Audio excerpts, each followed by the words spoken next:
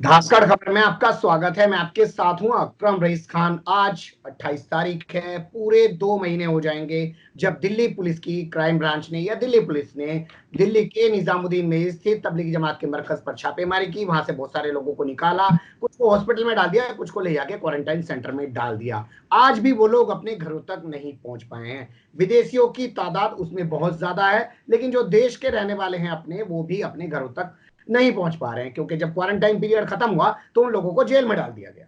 लेकिन इसको लेकर तबलीगी जमात क्या कर रही है, उसने अभी तक क्या एक्शन लिए हैं, क्या लोग सब अपनी लड़ाई अलग अलग लड़ रहे हैं जहां जहां पे जो बंद है, क्योंकि विदेशों तक से फोन आ रहे हैं। धाकड़ खबर के पास कुछ नेपाल से फोन है, कुछ बहुत सारी जगह से फोन है। लोग कह रहे हैं हमारे परिवार के लोग यहाँ पे बंद है, वहां पे बंद है, उनकी कोई खैर खबर नहीं मिल पा रही है। आप कुछ पता करके बताइए। तो मेरे जहन में आया कि इस पूरे मामले को लेकर क्यों ना उनके वकील साहब और जो प्रवक्ता हैं यानी कि शाहिद अली साहब, उनसे बात की जाए। तो वो जुड़ रहे हैं स्काइप के जरिए। बहुत शुक्रिया सर हमारे साथ जुड़ने के लिए। शुक्रिया। पहला मेरा सवाल है बहुत सीधा स्पष्ट सा, कि आपके पास कोई ऐसा आंकड़ा है कि पूरे देश में कहां कहां पे कितने लोग जमात से जुड़े हुए जेल में डाल दिए गए हैं? सिर्फ उन जगहों पर जेल में डाले गए हैं जिन जगहों पर या तो भारतीय जनता पार्टी की सरकार है या आप पार्टी की सरकार है। मेरा सवाल ये नहीं किसकी सरकार है, मेरा सवाल ये है, आप ये बताइए कितने लोग जेल में डाले गए? आपके पास कोई ऐसा आंकड़ा है? कहां कहां पर आपका सवाल था कहां कहां पर डाले गए हैं। अब आपका सवाल बदला है। अब आपका सवाल है कितने लोग जेलों में डाले गए। दिल्ली में जी मुख्तलिफ एफआईआर हुई, उत्तर प्रदेश में मुख्तलिफ एफआईआर हुई। किसी एफआईआर में 10 आदमी है, किसी एफआईआर में 100 आदमी है, किसी एफआईआर में 20 आदमी है। इस तरह से मध्य प्रदेश में एफआईआर हुई, इसी तरह से और दीगर जगहों पर एफआईआर हुई। तो उसमें जो एक पूरा एक डाटा है कि कितने लोगों के खिलाफ एफआईआर हुई, ये आप कोई भी नहीं बता सकता है सर्टेनिटी के साथ कि उसके अंदर 1000 लोग हैं या 1050 लोग हैं। लेकिन जितनी भी एफआईआर हुई उन सब में एक्शंस लिए गए हैं। जैसे फरीदाबाद का मैं आपको सबसे पहले बताता हूँ। फरीदाबाद में एफआईआर हुई, वहां पर हम लोगों ने, जो वहां पर हमारे लोकल एडवोकेट है आजम अली साहब, उनकी मार्फत एप्लीकेशन लगवाई बेल के लिए। तो ऑनरेबल कोर्ट ने ये कहा कि इसमें केस कैसे बन गया। जी विदेशी लोग थे वो, उन विदेशी लोगों के लिए ऑनरेबल कोर्ट ने कहा इनमें केस कैसे बन गया, इसमें आपको बेल करने की जरूरत क्या है। फिर उसमें ये तजवीज दी गई कि वो लोग 2 4 5 दिन जो उनके जेल के अंदर हो गए थे, उसी में उन्हीं के रहने के आधार पर उनको कोर्ट में प्लीड गिल्टी करवा के उनको वहां से डायरेक्शन दिलवाई गवर्नमेंट को, भारत सरकार को, कि उनको विदेशों में भेजा जाए। उनको उनकी वहां की सरकार के पास या वहां के जो कंट्री है, जिस भी कंट्री के लोग हैं, उस कंट्री में उनको भेजा जाए। क्या वो भेज दिए गए हैं अपने देश में? उन लोगों को डायरेक्शन दे दी गई, उन लोग भारत सरकार को डायरेक्शन दे दी गई। चूंकि अभी तक कोई भी प्लेन या फ्लाइट वहां के लिए नहीं गई है, तो अभी तक वो भेजे नहीं गए। लेकिन बड़ा सवाल ये है सर, मेरा सीधा सीधा मेरा सवाल खत्म नहीं हुआ है। क्या आपका मैकेनिज्म है? आप कहते हैं 150 मुल्कों के अंदर तबलीगी जमात का नेटवर्क चला रहे हैं, बहुत बड़ी संस्था है, हमारे लाखों करोड़ों लोग हैं। आपको ये तक नहीं पता चल पा रहा भारत में कहां कहां पे कितने लोग बंद हैं? कोई आंकड़ा आपके पास नहीं है? क्या मैकेनिज्म है आपका? हमें सब पता है कितने लोग बंद हैं। आंकड़ा आपने पूछा कितने लोग बंद हैं, तो एग्जैक्ट फिगर कोई भी नहीं बता सकता।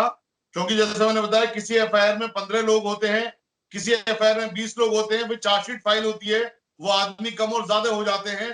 तो इसमें जो आप बात करें कि आंकड़ा बता दीजिए, आंकड़ा कोई भी नहीं बता सकता। और आपको पता है तबलीगी जमात का जो सिस्टम है वो कागजों में नहीं चलता है, वो लिखित में नहीं चलता है।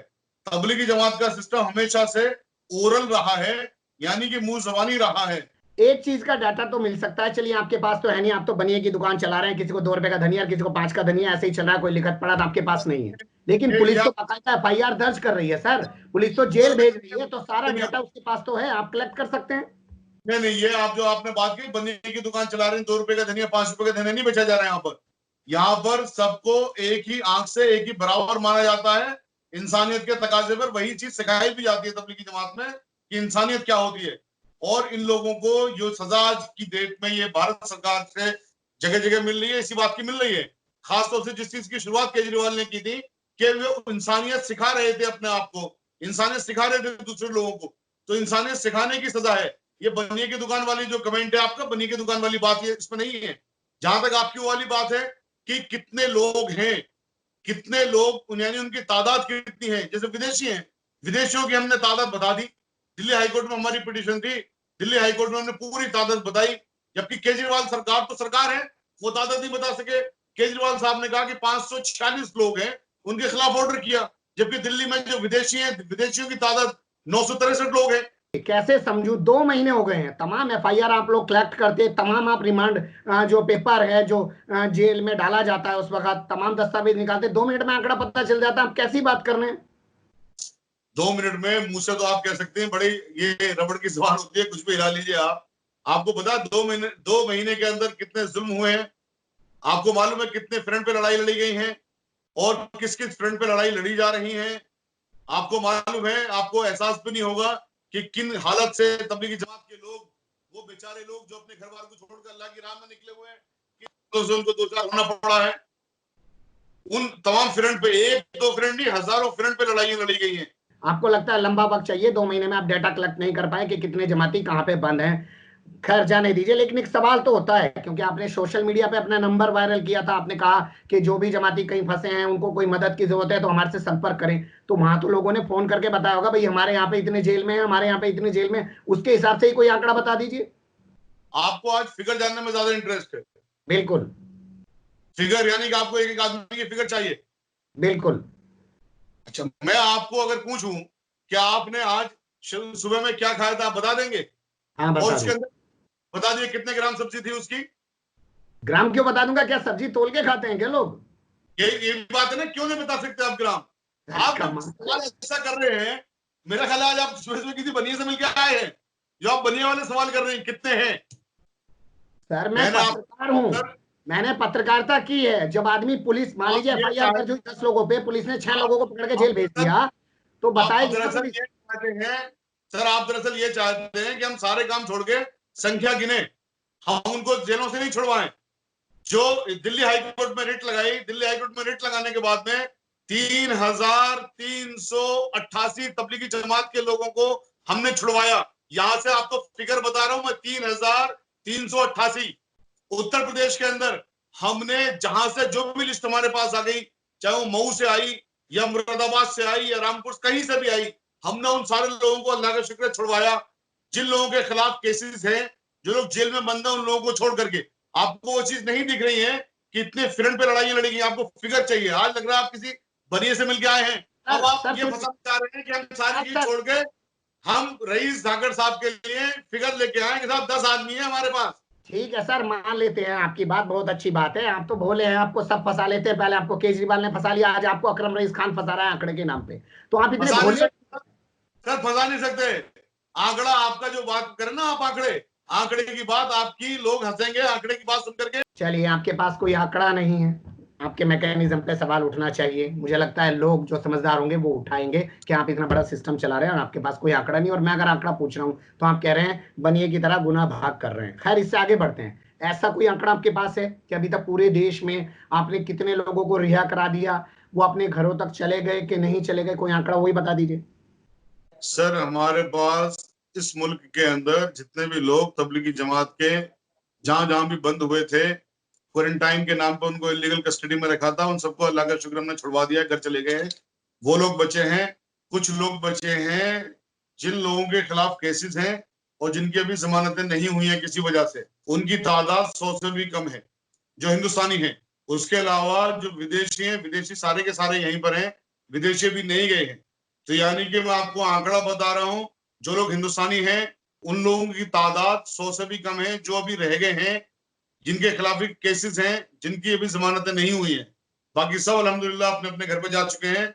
जब हमने मैसेज दिया तो जिन जिन लोगों ने भी हमें अप्रोच कर लिया, देखिए जो आपके सवाल में एक जवाब है। आपने कहा कि आपने सोशल मीडिया के माध्यम से एक मैसेज दिया था जिसमें कहा था कि जिन लोगों को भी नहीं छोड़ा गया हमसे संपर्क करें। वो हमें क्यों देना पड़ा था मैसेज? अगर जी। हमारे पास डाटा होता, तबलीगी जमात के पास एक सिस्टम होता कि कंप्यूटर में सबकी फिगर होती, तो क्या मैसेज हमें सोशल मीडिया पर छोड़ना पड़ता? वो सोशल मीडिया में मैसेज छोड़ने का मकसद ही ये था कि तबलीगी जमात के पास डाटा नहीं है, तबलीगी जमात के पास वो सिस्टम नहीं है कि कंप्यूटर में सबको फीड कर लें। और अल्लाह का शुक्र उसका रिजल्ट भी आया, जितने भी लोगों ने अप्रोच कर लिया सबको अल्लाह का शुक्र हमने रिलीफ दिलवाया। क्या आप इसे अपना फेल्योर मानते हैं? आप 150 मुल्कों में तबलीगी जमात का नेटवर्क चलाने का दावा करते हैं और आपके पास ना कोई बही खाता है, ना कोई कंप्यूटर है। क्या सिस्टम चला रहे हैं आप लोग? देखिए, जो सिस्टम चला रहे हैं तबलीगी जमात वाले, उस सिस्टम पे मैं कोई कमेंट इसलिए नहीं करूंगा कि मेरा अपॉइंटमेंट हुआ है 1 अप्रैल 2020 को। उससे पहले तबलीगी जमात का क्या सिस्टम था, क्या सिस्टम नहीं था, मैं उस पर कोई कमेंट नहीं कर पाऊंगा कि वो सिस्टम का सही है गलत है। लेकिन मैं इतना कह पाऊंगा, इतना मैं कहना चाहता हूं और कहूंगा मैं कि हम चाहते ये हैं कि तबलीगी जमात का सिस्टम बने। हम चाहते ये हैं कि तबलीगी जमात के स्कूल, कॉलेज, यूनिवर्सिटी भी हो। हम चाहते ये हैं कि तबलीगी जमात का तमाम कम्युनिकेशन सिस्टम भी बने। हम चाहते ये हैं कि तबलीगी जमात सियासत में भी आए, ताकि जितनी भी सियासतदार पार्टियां हैं इस तरह का जुल्म सितम न कर ले उन सीधे बेचार लोगों पर कि जिनके पास अपना सिस्टम भी नहीं है कि कितने लोग उनके कहां पर, उनके पास इतनी भी वो नहीं है लिस्ट, उन लोगों के ऊपर ऐसा जुल्म किया गया है। हम ये चाहते हैं कि ऐसा जुल्म इन फ्यूचर ना हो। चलिए, मुझे लगता है आपको लंबे टाइम तक तबलीगी जमात का वकील नहीं रहना है जो उनको ऐसा मशवरा दे रहे हैं। वो या तो जमीन के नीचे की बात करते हैं या आसमान के ऊपर की बात करते हैं। आप उनसे फिर बीच की बात करने लगे हैं, तो लगता है आपकी इससे भी कोई खैरियत मुराद है, वो नहीं आपको बाहर का रास्ता दिखा दे। है, इससे कोई मुराद नहीं है। मैं उनका वकील रहूं ना रहूं, मैं बात सच कहने का आदी हूं। मैं सच कह रहा हूं कि हमारी पूरी कोशिश होगी कि तबलीगी जमात के कॉलेजेस भी हों, यूनिवर्सिटी भी हों और मेडिकल कॉलेजेस भी हों। तबलीगी जमात की जितनी भी चीजें हैं, कम्युनिकेशन सिस्टम है, वो सब भी हों, सियासत में भी आए। अगर उनको मेरी बात बुरी लगे, हमारा अपॉइंटमेंट खत्म कर दें 1 मिनट के अंदर, कोई हम्म, दिक्कत की बात नहीं है, ये हम्म, कॉन्ट्रेक्चुअल है। लेकिन आज के सिस्टम में अगर समाज से लड़ना है, समाज से मेरा मतलब इन मुखालिफ कम्युनल लोगों से लड़ना है, जी अगर समाज, अगर वाकई में लोगों का भला करना है, देश का, मुल्क का, आवाम का भला करना है, तो फिर हमें इस समाज की मेन स्ट्रीम में आना ही होगा। चलिए, एक सवाल यहाँ पे ये आता है, जब आप इतनी बेबाकी से बोल ही रहे हैं और बिल्कुल स्पष्टवादिता के साथ अपनी बात रख रहे हैं, तो एक सवाल ये भी होता है। तारिक जमील साहब हैं पाकिस्तान के अंदर, वो भी तबलीगी जमात के नेता हैं, प्रमुख हैं, मौलाना हैं, अमीर हैं, जो भी हैं, और वैसे ही मौलाना साहब हैं। तारिक जमील हर वक्त कैमरे की नजर में उठना बैठना, सोना पीना, खाना रोना, ये क्यों नहीं करते हैं? उसको लेके आप क्या कहेंगे? देखिए, तारिक जमील साहब हमारे मुल्क से नहीं है, पाकिस्तान के हैं। मैं उस पर कोई कमेंट नहीं करूंगा। मैं मौलाना साहब की जो आपने बात कही, मैं उस पर जरूर कमेंट करूंगा। सर, ये बात तो आप मानेंगे ना कि इस्लाम में फोटोग्राफी वर्जित है, प्रोहिबिटेड है। मैं मुफ्ती नहीं हूं। ये बात आप ना माने, लेकिन इस्लाम में फोटोग्राफी प्रोहिबिटेड है। इस्लाम में वीडियो प्रोहिबिटेड है। नबी सल्लल्लाहु अलैहि वसल्लम का कोई फोटो नहीं है, साहबा का कोई फोटो नहीं है। ये इसलिए नहीं है कि प्रोहिबिटेड है। अब इस चीज को, इस्लाम के इस कमांडमेंट को अगर कोई मानता है तो उस चीज की हमें रेस्पेक्ट करनी चाहिए या उसकी मुखालफत करनी चाहिए। अगर मौलाना साहब इस्लाम के इस प्रिंसिपल को मानते हैं, इस प्रिंसिपल के इस कमांड को मानते हैं और उसको पूरी तरह से मानते हैं, पालन करते हैं, तो मेरा ख्याल ये हमें, तो मीडिया को, सबको उनकी इस चीज की इज्जत करनी चाहिए, सम्मान करना चाहिए, ना कि उनको फोर्स करें कि साहब इस्लाम के इस पहलू को आप मत माने। कमाल है साहब, अपनी दलील आप लोगों की अजीब होती है। अखबार में खबर छपती है फोटो खिंचवाना हराम है, और हजरत जी का फोटो, हजरत जी से मतलब ये नहीं है कि मौलाना साहब का, जो भी हजरत जी होता है उसका फोटो के साथ वो खबर छपती है। ये फोटो हजरत जी देते हैं क्या छापने के लिए? मेरा फोटो छापिए। आपको कभी हजरत जी ने फोटो दिया? कभी वीडियो बनवाई? इतने बड़े बड़े उनके इज्तिमा हुए, लाखों करोड़ों लोगों के इज्तिमा हुए, कभी वहां से कोई वीडियो शाया हुई? हजरत जी बयान दे रही है, देखिए साहब ये बयान है हजरत जी का। किसी ने चोरी छिपे बना ली तो वो एक अलग बात है, लेकिन चोरी छिपे में अगर हजरत जी को पता लग गया तो हजरत जी ने उसको फौरन मना किया, डिलीट करवाया। आपकी बात मान लेते हैं कि आप लोग तो उसी ढर्रे पे चलेंगे सदियों पुराने पे, क्योंकि जब छापा खाना आया था तो तब यही कहा था इन मुसलमानों ने कि अरे अल्लाह तोबा, कुरान इस हम चीज छापा पर खाने से छापेंगे, ये तो कुरान इस तो पर हाथ आप से लिखा जाएगा। ये हालत है चीज मुसलमानों की। खैर, करें उससे उलेमाओं अलग है। के साथ, इस चीज पर आप बहस करें उलेमाओं के साथ कि ये चीज सही है या गलत है। मैं सिर्फ इतनी बात कह रहा हूं कि इस्लाम के इस कमांडमेंट को अगर वो मानते हैं तो हमें सबको रेस्पेक्ट करनी चाहिए इस कमांडमेंट की, इस चलिए, उनके इस ख्याल की वो मान रहे हैं। बाकी ये होना चाहिए नहीं होना चाहिए, उस पर उलेमा बहस कर लें। हम उलेमा नहीं है, हम उस चीज से ठीक है बहस नहीं सर, कर सकते। बिल्कुल आपने सही कहा। आप वकील हैं, आपके वकील के नाते, प्रवक्ता के नाते आपसे सवाल किया था, लेकिन अभी सिलसिले को अगर आगे बढ़ाएं तो एक सवाल यहाँ पे ये खड़ा होता है, इसको यहाँ छोड़ देते हैं कि हाई कोर्ट में पहुंची क्राइम ब्रांच और उसने कहा अभी हमने दिल्ली के अंदर किसी को भी गिरफ्तार नहीं किया है, किसी को भी अपनी कस्टडी में नहीं लिया है, जबकि वो लोग तो पिछले 60 दिन से कैदी हैं एक तरीके से। जी, बिल्कुल सही कहा आपने।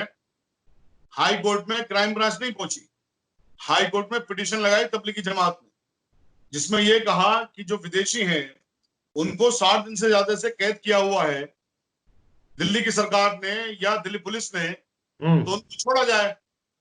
ये पिटीशन लगी थी। बाकायदा लफ्ज कस्टडी के ऊपर किसका मीनिंग क्या होता है पिटीशन में अच्छा खासा लिखा हुआ था। जी। और उस बात को कहा गया था कि ये इलीगल कस्टडी में है। उस पर समाअत हुई दिल्ली हाईकोर्ट के अंदर पिटीशन पर 2 दिन पहले। उस 2 दिन पहले जब समाअत हुई तो उस पर दिल्ली हाईकोर्ट ने पुलिस ने ये कहा कि हमने उनको इलीगल कस्टडी में नहीं रखा, तबलीगी जमात के जो अहदेदारान है वो उन्हें अपने पास रख ले, हमें कोई दिक्कत की बात नहीं है, हमें बता दें वो कहाँ रखेंगे। 2 दिन का टाइम लिया गया था, आज वो फिर पिटीशन की समाअत हुई। तो उसमें 9 जगहों के नाम बताए तबलीगी जमात ने कि हम इन 9 जगहों पर उन लोगों को रखेंगे, अपने मेहमानों को रखेंगे हम। दिल्ली हाईकोर्ट ने यही ऑर्डर किया कि आप इनको रख लीजिए, चूंकि कस्टडी में नहीं है, अपनी जगहों पर रखिए आपने। इनका खाने का भी इंतजाम आप करेंगे, पीने का भी इंतजाम आप करेंगे, सारे इंतजाम आपके होंगे और जिम्मेदारी भी आपकी होगी, ये लोग अपनी जगहों को छोड़ के नहीं जाएंगे। तो एक ये चीज है, वो कस्टडी में दिल्ली हाईकोर्ट ने आज कहा वो कस्टडी में नहीं है, लेकिन 60 दिन तक वो कस्टडी में ही थे। अब उस चीज के ऊपर हम कल को क्या एक्शन लेंगे वो एक अलग बात है। आज की डेट में जो फौरी तौर पर हमें चाहिए, जैसे मैंने आपको शुरू में कहा था, इसलिए सवाल को भी मैं आपको बुरा मान रहा था कि फौरी तौर पर हमें चाहिए इन लोगों के लिए रिलीफ, ताकि ये लोग अपने घरों पर पहुंच जाएं। इसलिए हमने ये वाली कार्रवाई की कि उनको वहां से उन सेंटर से निकाल के अपने सेंटर में आ जाएंगे वो। और जो चार्जशीट फाइल हुई है, जो चार्जशीट फाइल हुई है, उन चार्जशीट के ऊपर ऑनरेबल कोर्ट के अंदर बहस करेंगे कि वो चार्जशीट गलत फाइल हुई है या उनके जो मुकदमात उनके ऊपर है उनको खत्म कर देना चाहिए, ताकि वो लोग अपने घर जा सके। यहीं पे एक टेक्निकल सवाल खड़ा होता है। एफआईआर दर्ज है, वो तमाम लोग विदेशों के हैं, अलग अलग देशों के हैं। मान लीजिए वो लोग जमानत पे रिहा हो जाते हैं, तो क्या उनको इजाजत मिल सकती है जब तक मुकदमा ना खत्म हो जाए अपने देश वापस जाने की? वकील के नाते बताइएगा, क्या उसमें हो सकता है? आपने शायद सुना नहीं था, मैं आपको दोबारा बता। जमानत एक चीज होती है कि जब तक मुकदमा चल रहा है, कोर्ट जो भी डायरेक्शन देगी उसको माना जाता है। यानी कोर्ट अगर कह दे कि दिल्ली छोड़ के नहीं जाएंगे तो दिल्ली छोड़ के नहीं जा सकते, कोर्ट कह दे कि इंडिया छोड़ के नहीं जाएंगे तो इंडिया छोड़ के नहीं जा सकते। तो ये कोर्ट क्या डायरेक्शन देगी जमानत के लिए वो अलग बात है। मैं कह रहा हूं कि जब चार्जशीट फाइल हुई है, उस चार्जशीट पर कोर्ट के अंदर बहस होगी, आर्ग्यूमेंट ऑन चार्ज, कि क्या चार्जशीट सही फाइल हुई है, क्या इनके खिलाफ चार्जेस बनते हैं या नहीं बनते हैं। तो उस वक्त में हमें पूरी उम्मीद ये है कि जिस तरह से हरियाणा से हमें रिलीफ मिला है, वहां पर चार्जेस नहीं लगे हैं, और भारत की सरकार को कोर्ट ने डायरेक्शन दिया उनको उनके घर भेजा जाए विदेशियों को, हमें दिल्ली से भी इंशाल्लाह ये वाला रिलीफ मिलेगा, दिल्ली की कोर्ट से हमें इंशाल्लाह ये वाला रिलीफ मिलेगा कि इनके खिलाफ जो चार्जशीट फाइल हुई है, ये चार्जशीट निरस्त हो, ये चार्जशीट क्वेश हो, और इनके खिलाफ कोई चार्ज ना लगे, और ये सारे के सारे मुलजमान जिनको मुलजमान बनाया गया है, जो हमारे मेहमान हैं, ये सब डिस्चार्ज हो, इज्जत के साथ ये अपने अपने घर जाए। चलिए, आपने बहुत अच्छे से क्लियर किया कि हरियाणा के फरीदाबाद में जो हुआ, जो कोर्ट ने कहा, वैसा ही हमें उम्मीद है कि दिल्ली में भी हम लोग वैसा ही कर पाएंगे और दिल्ली की कोर्ट भी वैसा ही करेगी। अब सवाल होता है, 2 महीने हो गए हैं, क्या मौलाना साहब इंटरव्यू दे रहे हैं इंटरनेशनल अखबार को, इंग्लिश के, उर्दू के अखबार को बुला बुला के इंटरव्यू दे रहे हैं, जिन्हें खैर पत्रकारों से और मीडिया से बड़ा एतराज है साहब, फोटो खिंचवाने तक से बड़ा एतराज है, वो क्यों नहीं सामने आ जाते हैं जी? 2 महीने हो गए हैं, क्या उन्हें इंतजार किस चीज का है? सर इंटरव्यू जब आप बता रहे हो इंटरव्यू दे दिया है तो सामने आ गए ना, और कैसे सामने आते हैं? क्या वो जगह जगह जाएं, लोग घूमते फिरें कि साहब मैं सामने आ गया हूं? दिल्ली पुलिस के लगातार कोऑपरेट कर रहे हैं, दिल्ली पुलिस के इन्वेस्टिगेशन में, इन्वेस्टिगेशन ज्वाइन कर रहे हैं, और कैसे सामने आना होता है साहब? या इस मुल्क की कम्युनल मीडिया की जिद है ये कि उनके सामने आएंगे, उनके टेलीविजन में आएंगे तभी सामने आना है, मानने जाएगा? ये तो गलत बात है। जब अखबार को आपने बताया इंटरव्यू दे दिया, विदेशी मीडिया को भी इंटरव्यू दे दिया, ऑडियो भी उनकी चल गई, उनके जो तर्जुमान हैं, प्रवक्ता लगातार बैठे हुए हैं, लगातार बात कर रहे हैं, टेलीविजन में भी, अखबार में भी, सब कुछ, और किस तरह सामने आते हैं साहब? और चलिए, कौन सा सामने आने का होता है? या मार्केट में घूमना शुरू कर दे तब सामने आने माना जाएगा उनको? चलिए, अब वो आते सामने दिखाई नहीं दे रहे हैं उस तरीके से, उनके जो मुक्तदी हैं या उनके जो फॉलोवर हैं वो खुद ही परेशान है, मौलाना कहाँ है, किस हालत में है, क्या है, इंटरव्यू जरूर छप रहा है, उस पर भी सवाल खड़े कर रहे हैं। कुछ लोग ये कह रहे हैं कि वो इंटरव्यू जो है मौलाना के नहीं दिए हुए हैं, मौलाना तो इंटरव्यू नहीं देते हैं। तो ये सारी शख्सुबात जो हैं वो सामने आते तो खत्म भी होते। मीडिया परेशान है, या वो मीडिया परेशान है जो वेस्टेड इंटरेस्ट के तहत काम कर रही है, और कोई परेशान नहीं है? बताइए, मौलाना साहब नहीं आ रहे हैं आपके टेलीविजन चैनल पे, तो आपका चैनल चल नहीं रहा है, लाखों करोड़ों में आपकी रीच है, तो क्या जरूरत है साहब बताइए मुझे? या यहाँ पर वो आएंगे तभी आपका चैनल चलेगा? तो जिन टेलीविजन चैनलों की टीआरपी बढ़ाने का मकसद है कि साहब हमारे चैनल पर आ जाए, टीआरपी बढ़ जाए, तो उन लोगों के लिए जरूर पेट में दर्द होगा इस बात का। मौलाना साहब देखिए, इस मुल्क के अंदर कॉन्स्टिट्यूशन है, उस कॉन्स्टिट्यूशन के तहत जितने राइट्स आपके हैं, मेरे हैं, उतने मौलाना साहब के भी हैं, और उन राइट्स में कोई भी हनन नहीं कर सकता, चाहे वो मीडिया हो या ठीक पुलिस है, हो या कोई भी हो। तो उन राइट्स के साथ में हर आदमी को जीने का अधिकार है, उन राइट्स का सबको सम्मान करना चाहिए। मौलाना साहब के वो राइट्स है, तो आपसे भी गुजारिश है, सबसे गुजारिश है कि उनके उन राइट्स का आप भी सम्मान करें, हम भी सम्मान करते हैं। जिस तरह से आपके राइट्स का हम सम्मान करते हैं, आप चाहें तो सामने आए, चाहें तो हमारे सामने ना आए, हमसे बात करें ना करें, सम्मान सबको करें। सम्मान सबको करना चाहिए, अच्छी बात है, वो भी सम्मान करें, हम भी सम्मान करें। खबरें ऐसी आती हैं कि पासपोर्ट जब्त कर लिए गए हैं, उनके बेटे तक के पासपोर्ट जब्त कर लिए गए हैं, अकाउंट्स फ्रीज कर दिए गए हैं, तमाम चीजों को लेकर लोग परेशान भी हैं, क्लियर नहीं हो पाता है। आप लोग भी क्लियर नहीं कर पाते हैं जो प्रवक्ता हैं। चलिए सर, टीआरपी के लिए आप कुछ भी करना शुरू कर दीजिए। आप मुझे बताइए पिछले दिनों में कितनी फर्जी खबरें चली। सबसे पहली फर्जी खबर निकालता है, रेस्पॉन्सिबिलिटी के साथ मैं कह रहा हूं, एएनआई। एएनआई एक खबर की शुरुआत करता है, बाकी लोग उसको लिखते हैं एएनआई के माध्यम से, क्योंकि उन्हें पता है कि अभी तबलीगी जमात वाले कुछ ऑफेंसिव तो करेंगे नहीं हमारे खिलाफ। अभी तो अपने बचाव में लगे हुए हैं, वो पूरे दुनिया हिंदुस्तान भर में केसेस करवा दिए उनके खिलाफ, तो अपने लोगों को बचाएंगे, भाई हमारे खिलाफ तो कार्रवाई ज्यादा करेंगे नहीं, तो उस चीज का मौके का फायदा उठा रहे हैं वो लोग।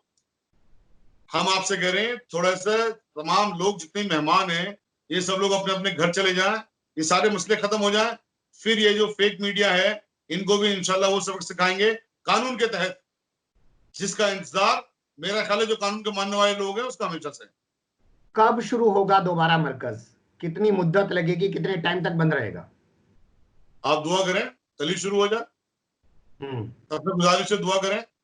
मैंने जैसे बताया कि जिस तरह से एक पूरे उसके तहत, दुर्भावना के तहत तबलीगी जमात को खत्म करने की कोशिश की गई है, जो कि इंशाल्लाह नाकाम होगी और नाकाम हो भी गई है, वो जरूर बहुत जल्द आने वाले वक्त में फिर से वही अपने काम दोबारा से शुरू होंगे, क्योंकि तबलीगी जमात काम करती है इंसानियत का, यानी इंसानों को इंसान बनाने का काम करती है तबलीगी जमात।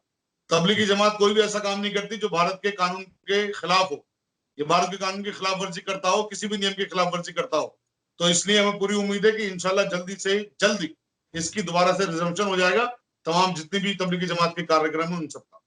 बहुत शुक्रिया, आपने बहुत अच्छे से बताया, लेकिन सवाल ये है कि जो आरोप लगे हैं उनकी जांच होगी, उसके बाद ही ये कहा जा सकता है कि वो गलत हैं या नहीं है। आप उनके प्रवक्ता हैं, वकील हैं, तो आपकी जिम्मेदारी बनती है आप ये कहें कि नहीं साहब हमारी तो कोई गलती नहीं, हमें तो बहला लिया, फुसला लिया, हमें तो उलझा लिया, हमें तो फंसा लिया, जैसे भोले हैं, कुछ जानते नहीं है और 150 मुल्कों तक अपने नेटवर्क चलाने की बात करते हैं। क्या उन लोगों को नहीं पता था कि 3 मार्च के दिन सऊदी के अंदर तमाम चीजें बंद कर दी गई थी, मक्का में नमाजें बंद कर दी गई थी, इनका इंटरनेशनल एक जोड़ होना था वो भी खत्म कर दिया गया था, तो इन्होंने क्यों नहीं खुद एहतियात बरती? लेकिन उसका सवाल का जवाब कौन दे? पीड़ित बन जाइए साहब, हमारे साथ तो जुल्म हो रहा है। आप जवाब लेने वाले बनो, हम दे रहे जवाब इसका, लेंगे जवाब इसका। बताइए।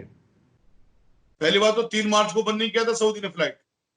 28 फरवरी को जो इंडिया से फ्लाइट जाने वाली थी उम्रे के लिए, बंद कर दी गई थी। और सऊदी अरब एक सरकार है, तबलीगी जमात सरकार नहीं है जी। फर्क होता है सरकार में इंडिविजुअल में।